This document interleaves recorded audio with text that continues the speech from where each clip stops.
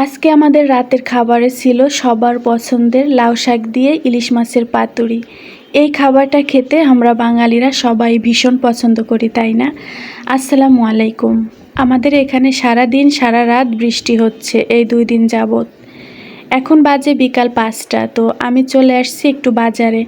এখনও বৃষ্টি হচ্ছে ঝিরিঝিরি করে, তবে ক্যামেরায় বোঝা যাচ্ছে কিনা জানি না। আমাদের অঞ্চলে বলে গুড়ি গুড়ি বৃষ্টি। কতগুলো কাপড় ধুয়ে রেখেছে দেখেন ধোপারা। তো বৃষ্টি নামছে, বৃষ্টির ভিতরেই কিন্তু কাপড়গুলা মেলে রেখেছে একটু পানি ঝরানোর জন্য হয়তো বা। তো বাজারে চলে আসছে, আর বেশিক্ষণ ভিডিও করতে পারি নাই কারণ প্রচুর কাদা হয়েছে। এক হাত দিয়ে বাজারের ব্যাগ, এক হাত দিয়ে ক্যামেরা ধরা অসম্ভব হয়ে যাচ্ছিল।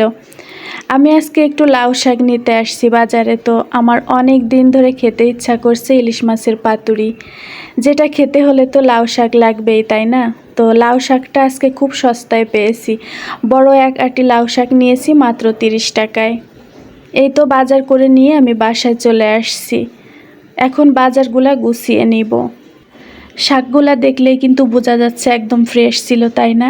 আমাদের এই বাজারে পুবাইল থেকে একদম ফ্রেশ শাকসবজি আসে। সকালের দিক গেলে কিন্তু আরও ভালো সবজি পাওয়া যায়। তো আমি এখানে এই যে লম্বা বেগুনগুলা এনেছি ভর্তা খাওয়ার জন্য। আমাদের পরিবারের সবাই ভর্তা খেতে ভীষণ পছন্দ করে। হাফ কেজি ধুন্দুল এনেছি আর একটা পেঁপে এনেছি। এই কয়েকদিন যাবৎ পেঁপে তরকারিটা আমার ভীষণ ভালো লাগছে, তো বাজারে গেলেই একটা করে পেঁপে নিয়ে আসি। আর এখন আমি ইলিশ মাছের পাতুরি বানানোর জন্য শাকগুলা কিন্তু ভালো করে বেছে নিয়েছি। লাউ শাক বাছতে আমরা সবাই পারি, যার কারণে আমি ভিডিওটা এত বড় করিনি। তো কিছু পাতা আমি খুব সুন্দর করে কুচি কুচি করে নিয়েছি, আর কিছুটা আমি আলাম রেখেছি। বড় একটা গামলার ভিতরে আমি বাটা মশলাগুলা দিয়েছি, শুকনা মরিচ বাটা, কাঁচা মরিচ বাটা, পেঁয়াজ, রসুন আর জিরা। সাথে দিয়েছি সরিষা বাটা। ইলিশ মাছে তো সরিষা দিতেই হবে, না হলে কিন্তু স্বাদ হবে না খেতে। এখন আমি ভালো করে চটকে মেখে নিব। আর হ্যাঁ, একটু লবণ দিয়েছি সাথে। এখন আমি দিয়ে দিব সরিষার তেল। সরিষার তেল, সরিষা বাটা, এই দুইটা মিলিয়েই কিন্তু পাতুরিটা অনেক বেশি মজা হবে খেতে। হাত দিয়ে আমি ভালো করে মেখে চুখে নিব।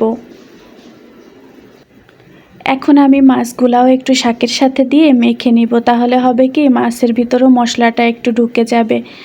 তো এই যে আমি আলাদা করে নিচ্ছি শাকগুলা। এখন একটু মেখে চুখে এক একটা পাতার ভিতরে 1 পিস মাছ আর একটু করে শাক দিয়ে দিব। বিশ্বাস করেন, এই 1 পিস মাছ দিয়েই কিন্তু 1 প্লেট ভাত খাওয়া যাবে অনায়াসে। যারা খেয়েছেন তারা তো জানেন ভীষণ মজা হয় খেতে। তো এই যে আমি 1 পিস মাছ আর একটু শাক বিছিয়ে দিলাম বড় একটা পাতার ভিতরে। পাতাটা এইভাবে আমি মুড়িয়ে মুড়িয়ে বসিয়ে দিব। আর ভাতটা কিন্তু আমি আজকে রাইস কুকারে দিয়েছি। আমাদের যেহেতু লাইনের গ্যাস, রাইস কুকারে রান্না করা হয় না, তো আজকে আমি এই রেসিপিটা করার জন্য রাইস কুকারে ভাত বসালাম। ভাতটা যখন বলক চলে আসছিল তখন কিন্তু আমি এই যে বসিয়ে দিয়েছি। আর এখন রাইস কুকারের ছিদ্রটা বন্ধ করে দিব। এতে করে হবে কি, ভিতরের কোনো ভাপ বাহিরে বের হতে পারবে না। ভাতটা অনেক আগেই কিন্তু আমার হয়ে গেছে, তারপরেও আমি লাইন দিয়ে রেখেছি। এতে করে শাকটা খুব সুন্দর সিদ্ধ হয়ে যাবে, নরম হয়ে যাবে একদম। দেখেই বোঝা যাচ্ছে মাশাআল্লাহ শাকগুলা খুব সুন্দর সিদ্ধ হয়ে গেছে। আর ওই যে দেখছেন যে সিফুটা শাকে কিন্তু আমি হাত দিয়ে দেখেছি যে সিদ্ধ হয়েছে কিনা। এখন প্রায় 8টা বেজে গেছে, আর আমরা রাতের খাবারটাও খেয়ে নিব। আজকে রাতে তো আমাদের 3 জনেরই পছন্দের খাবার ছিল ইলিশ মাছের পাতুরি। আমি জানি আমরা বাঙালি, আমাদের জাতীয় মাছ ইলিশ। তো ইলিশ মাছের এই রেসিপিটা আশা করছি সবার অনেক বেশি ভালো লাগবে, আর আপনারা একবার হলো ট্রাই করে দেখবেন। ভিডিওটি এই পর্যন্ত যারা দেখেছেন তাদেরকে অসংখ্য ধন্যবাদ। প্লিজ একটা লাইক, কমেন্ট এবং সাবস্ক্রাইব করে আমার সাথে থাকবেন। যারা অলরেডি এই কাজগুলো করে প্রতিনিয়ত আমাকে সাপোর্ট করে যাচ্ছেন তাদের জন্য রইল অনেক অনেক দোয়া এবং ভালোবাসা।